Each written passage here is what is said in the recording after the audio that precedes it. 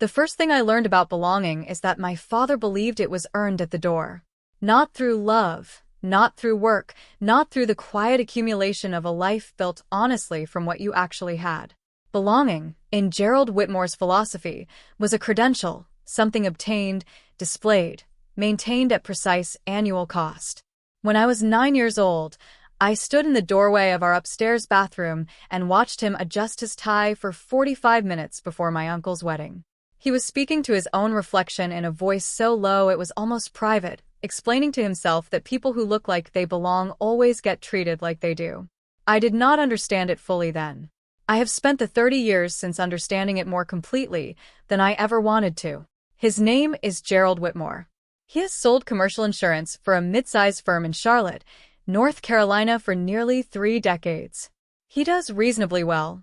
Well enough for a 3-bedroom house in a suburb with good schools, 2 reliable cars, and a membership at Hartwell Country Club that he has maintained for 11 years at a cost he mentioned, unprompted and with careful precision, at nearly every family dinner I attended between the ages of 14 and 22. $4,400 annually. He said it the way a person says a number that is also a statement about who they are and how seriously that should be taken. My mother, Diane, is a different kind of person pointed in the same direction. Where my father announces, my mother catalogs. She has always maintained a careful mental record of who was invited where, who drove which car to whose graduation, whose children were enrolled at which universities, and whether those universities required explaining to people who asked. She is not cruel, or, at least, not consciously. She genuinely believes she is teaching her children something necessary, the operating logic of the world. Who matters and on what basis, and how you position yourself accordingly. My younger sister Renee absorbed the lesson completely. She understood it early, optimized for it naturally, and has always known with an instinct I never shared exactly what a room expected her to be. She married a cardiologist at 28, bought a house 11 minutes from my parents, and became the family's living proof that the lesson produced results. I became, in that same taxonomy, the cautionary note. The one who left. The one who had potential once and did something with herself that nobody in Charlotte could easily categorize. I left at 23 with a finance degree from UNC, $4,100 in a checking account, and a job offer from a real estate investment firm in Charleston, South Carolina called Meridian Property Group that paid me $38,000 a year to do analytical work 3 levels above my title. I accepted without consulting my family. I signed the lease before I called home to say I was moving. I had watched, across many years, what happened when I asked my family for opinions on my plans. Their opinions had a way of becoming instructions, and their instructions had a way of becoming the story of what I had decided, regardless of what I had actually reasoned through. The first 5 years in Charleston were the kind of years that don't announce themselves as formative while you're inside them. I worked. I made mistakes that cost the firm money and spent the nights afterward understanding precisely why, so I would not make them twice. I ate dinner at my desk. I had a small apartment near the water with a direct view of a parking structure, and I genuinely loved it, which surprised me. I had not previously understood that you could feel completely at home in a space that offered nothing picturesque, that home was a relationship you built with a place rather than a quality the place came with. I called my parents every Sunday. The calls followed a script so established I could have recorded my half and played it on loop. Things were fine, work was busy. I wasn't seeing anyone seriously. Yes, I had heard about Renee's kitchen renovation, and it sounded beautiful. What I did not say, across those Sundays and the ones that followed for nearly a decade, was Meridian made me a junior partner at 28 after I restructured a distressed commercial portfolio and identified $6 million in exposure that the firm had missed entirely in their original due diligence. That I became a full equity partner at 31. That when the firm reorganized its ownership structure at 34, a process I had largely designed with our attorney Marcus Webb for tax and governance reasons I had studied for 2 years, I ended up holding 22% of a company whose hospitality and commercial real estate portfolio was valued, at that point, at just over $400 million. I did not tell them about Hartwell. Hartwell Country Club, not the Charlotte branch, but the original, the flagship Charleston property from which the Charlotte location took its name and its license. The founding family's third generation had decided, about 4 years ago, that liquidity suited them better than legacy. The acquisition process took 14 months. I led it personally, alongside Marcus and our CFO Priya Okonkwo, who had been keeping a bottle of very good Burgundy in her office mini-fridge specifically for the day we closed. When the signature page came across the table, I signed it, Marcus refilled the glasses, and we sat for a few minutes without saying much because the moment felt like it required stillness rather than noise. Then I went home, walked the Battery for an hour, and ordered Thai food. Hartwell Charleston became a Meridian asset. I became, in every functional sense, its owner. I made no announcement. I had no desire to. The version of me that existed in my family's understanding had been assembled over decades and maintained through consistent use, and I had concluded long ago that attempting to revise it through announcement produced worse results than simply living differently and waiting. Besides, and I say this plainly as an honest description of my own motives, I had needed to know for a long time how they treated me when it didn't matter. When I was simply a woman who had moved away and done something uncertain with herself, who came home for holidays with a good bottle of wine and careful deflections when the subject of her finances came up. I needed to know what I was working with. Across 11 years of Sunday calls and holiday visits, I had found out. Priya and I had lunch the Thursday before the family weekend. She had her half a sandwich in one hand and her phone in the other, reading something, and said without looking up, "You know, you could just tell them. Send a Forbes article. Drop the Meridian letterhead in a Christmas card." "I know," I said. "Then why the dinner?" I thought about it. Because if I send a Forbes article, he says the photo is unflattering and my mother asks if I'm eating enough. I want to watch him ask for the manager in my dining room.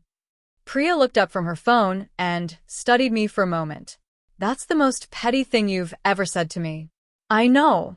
I respect it," she said, and went back to her sandwich. She texted me the afternoon of the dinner. "You sure about tonight?" I replied, "Sure about dinner. The rest I'll figure out in the room." She wrote back, "That's not a no." "Then I have my phone on." I replied with a thumbs up and drove to Hartwell. There is a thing that happens in the hour before you do something you have been building toward for a long time. The preparation collapses. You have done everything you can do, and you are simply waiting for the event to begin, and in that waiting there is a particular quality of silence that is harder than the preparation was.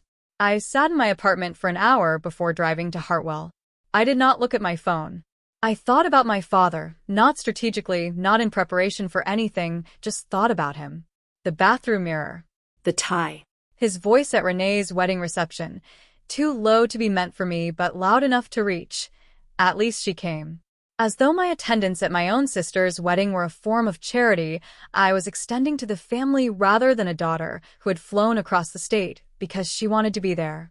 I thought about what it costs over a long time to be treated by people who love you as a deficit rather than a person.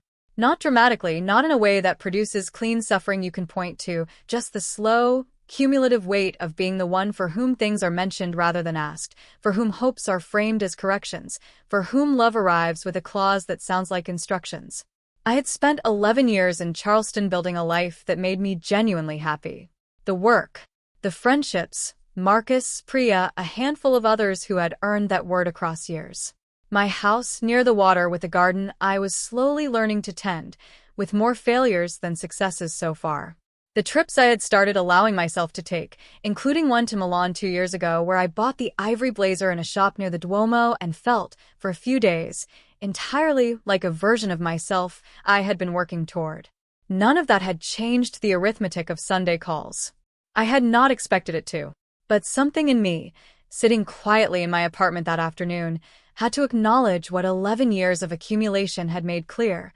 I had held out, somewhere quietly and without quite naming it, a hope that it would. That there was some version of events in which my father simply, one day, without requiring evidence, looked at me and was glad. I understood that this dinner was not going to produce that version. What it was going to produce was evidence, clear, public, irrefutable evidence of a kind he could not reorganize or dismiss. Evidence might move something between us. But evidence is not the same as being seen by someone for no reason at all, and I had to be honest with myself before I got in the car about the difference. I got dressed. The ivory blazer. A cream silk blouse. My watch. Purchased the day the Hartwell acquisition closed, clean and unflashy, deliberately without announcement. I drove to Hartwell.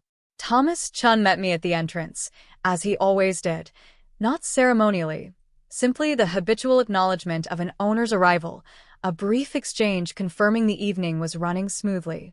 Thomas has managed Hartwell for 9 years, through the founding family's final years and through our acquisition, and he has developed the particular skill of a great general manager. The ability to be fully present and functionally invisible simultaneously, to handle everything and have it appear to require no handling at all. He had been informed that I would be joining a family reservation. He had prepared accordingly, with the discretion I had come to rely on completely. I was shown to my usual corner table. Good sight lines across most of the room, not theatrical. I ordered water and opened the current wine list. 3 bottles from the Willamette Valley producer I had recommended after a tasting trip the previous spring were now on the list. I was genuinely pleased to see them. I made a note to mention it to Thomas. My family arrived at 7:02. I heard my father before I saw him. His name, party of 5, reservation, delivered at the volume he used in spaces where he was not entirely certain of his footing. The preemptive loudness, meant to establish authority before the room had a chance to establish his position for him. I had been hearing that register my whole life. I recognized it the way you recognize a piece of music that was playing during something formative, immediately in the body, before the mind catches up. They were seated across the room.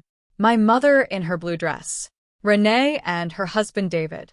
And behind them, unexpected, my Aunt Patricia, my father's older sister, who had driven up from Savannah. Patricia's sense of social hierarchy is even more finely calibrated than my father's because she helped build it.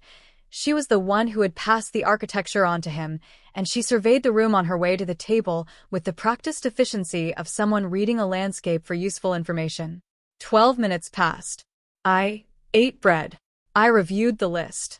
I was genuinely calm in a way that surprised me slightly. Not the enforced calm of suppressed reaction, but actual stillness, the kind that comes from having spent time in your apartment getting honest before you walked in.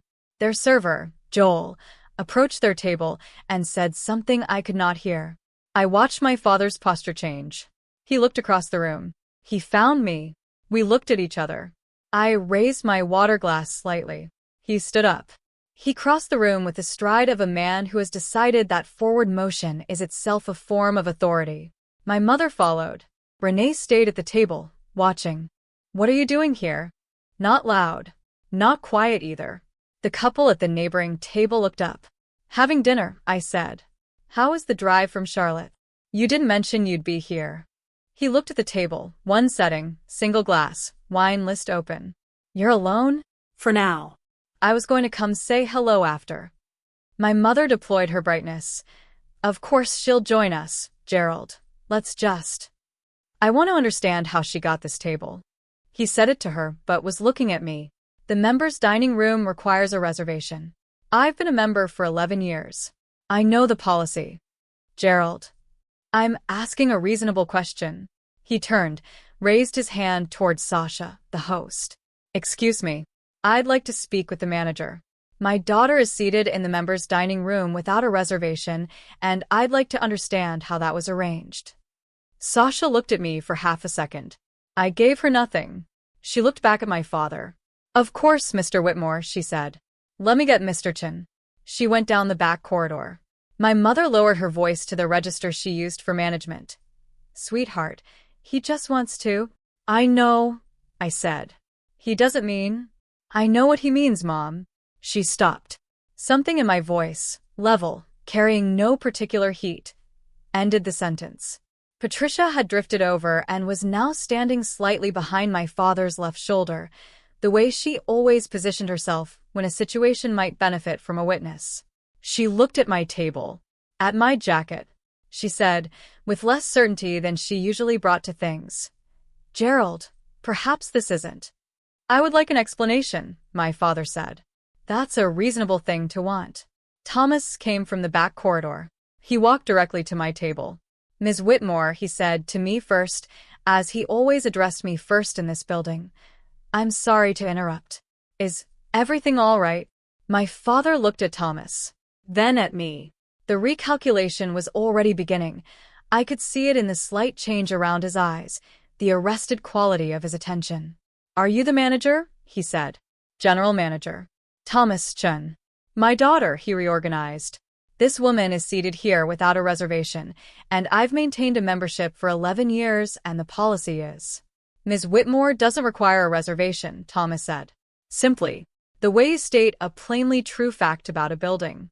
She's welcome at any table, at any time. The neighboring table had gone quiet. My mother said, I don't understand. Why doesn't she require a reservation? Thomas looked at me, a question in the look. I gave a slight nod. Ms. Whitmore is an owner of this property, he said. Hartwell Charleston is part of the Meridian Property Group portfolio. She leads that firm. He said it without theater, without pause. The way you identify a building's architect to someone who has just asked why the ceiling looks the way it does. Patricia sat down in the nearest empty chair. It was not her chair. It belonged to the neighboring table, whose occupants watched her with mild alarm. She did not appear to notice. My father did not move. The word owner was working its way through him. I watched the recalculation, the arrested breath, the slight unfocusing that comes when the version of a person you have been carrying is replaced by information that does not fit it. I have sat across enough negotiating tables to recognize what it looks like when someone discovers they have been operating on incorrect data. I watched my father discover this, and I let the silence hold, because filling it would have served his comfort at the expense of the truth that was, finally, simply sitting in the room. You own this club, he said. Meridian owns it. I hold the majority equity in Meridian. Since when? The acquisition closed 4 years ago. The firm has been building toward this portfolio for longer than that. He looked around the room. The chandelier, the paneling, the staff moving between tables with the ease of a property that has been run well for a long time. He was looking at all of it with different eyes now, recalibrating everything he was looking at in light of information that reorganized what he was looking at. Why didn't you tell us? He said. I'm telling you now. My mother said. That is not what he...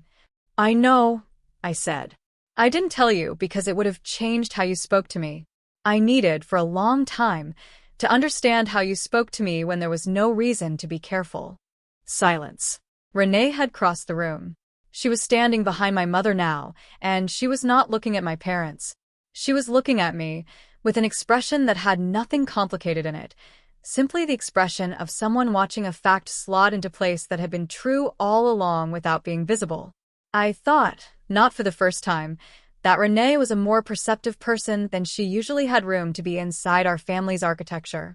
That was also something to think about later. Thomas excused himself. He would return when needed. My father sat down in the chair across from me, slowly, with the deliberateness of a man who is no longer certain which posture fits his situation. My mother sat beside him. I've had the Charlotte membership for 11 years, he said. Not as a point, almost as information he was processing privately, for himself. I know, I said. 4,400 annually. You mentioned it often. He looked up at me. Something moved in his face, not toward me, but inward. The expression of a man who has just heard a recording of himself he did not know was running. I felt something I had not anticipated. Not satisfaction. Something closer to grief that has been carried long enough that it has worn its edges smooth. There is a particular sorrow in being finally seen by someone who required a reason. I had not wanted to need a reason. I had wanted, simply and without conditions, to be seen. Tonight was not going to produce that. I had understood this in my apartment. Evidence can move a person. It can rearrange what is possible between two people, but it cannot produce retroactively the years in which no evidence was required, and the sight was simply clear. I had needed to be honest about that before I walked in the door. Thomas appeared at my elbow. Shall I have your family's table reset for 6, Ms. Whitmore? We can seat everyone comfortably. I looked at my family, my father, sitting with the evidence. My mother, whose face held something I was not going to interpret too quickly. Renee watching with the new expression I did not yet fully have a name for. Give us a few minutes, I said. We'll be over shortly. Thomas withdrew. I picked up the wine list. There's a Willamette Valley Pinot that just came on the list, I said. I recommended it. It's excellent. I'd like to order a bottle for the table if everyone's willing to stay for dinner. My father looked at the list, then at me. He did not apologize. I had not expected one, which would have required naming out loud the accumulation of 41 years, something beyond what this evening was going to produce, or what I was going to ask of it. Okay, he said. It was not enough. It was, from him, at this table, tonight, everything available. I signaled Joel. Dinner was not revelatory. It was dinner, 6 people working through a good meal, and through adjustments that were harder. Patricia talked about a renovation in Savannah. David asked me genuine questions about commercial real estate, and I answered them fully, because they were real questions. Renee laughed once at something I said, a real laugh, sudden, and then looked briefly surprised by herself, the way you look when you realize you have been performing careful for so long that actual has become unfamiliar. My father ate quietly. He did not comment on the food, though I watched how he ate it and understood that he found it exceptional. He refilled his wine glass twice. Near the end of the meal, while David and Patricia were talking, he looked up at me and said, "You look good," directed at me specifically, with the small preparatory shift of a man making himself say something he has not practiced. I said thank you. We left it there, in the air between us, without adding to it or explaining it. I walked them to their cars. I hugged my mother, who held on slightly longer than usual. I hugged Renee, who held on longer still, and I did not need her to explain it. There would be time later for whatever she wanted to say. I shook David's hand. Patricia kissed my cheek and said, quietly, something I had not expected. Your grandmother would have liked to see tonight. My father stood by the passenger door. I went to him. He did not move toward me or away. When I put my arms around him, he placed one hand briefly on my back, an uncertain, careful gesture from someone who has not practiced it and is making it anyway, and then stepped back. Drive safe, I said. You too, he said. Then, the wine was good. I'll put a bottle aside for you. He nodded once. He got in the car. I stood in the Hartwell driveway and watched their taillights disappear around the bend. The Charleston evening had cooled slightly. Somewhere toward the market, music was playing, faint enough to be more feeling than sound. Thomas appeared in the entrance behind me. Everything all right, Ms. Whitmore? Yes, I said. And then, because it was more honest. Mostly. I went back inside. Half a glass of Pinot on my table. A novel in my bag I had been meaning to finish for 3 weeks. I sat down, opened it, and read until the dining room closed around me, the staff clearing quietly, knowing I was there and wanted to stay, and giving me the room. The belonging my father had spent his life trying to earn had been all along something different than what he was looking for. Not a room you are granted admission to. Something you build, slowly, honestly, across years of work, until the structure is yours and you can sit inside it on a Saturday evening with a glass of wine and a book and feel, without requiring confirmation from any person in any room, that you are exactly where you are supposed to be. I did not feel triumphant. I felt, quietly, and without performing it for anyone, entirely like myself. If you have been sitting at the far table for so long you have forgotten that you are allowed to choose your own seat, I hope this story reminded you tonight that you are. I'll be back soon with another one.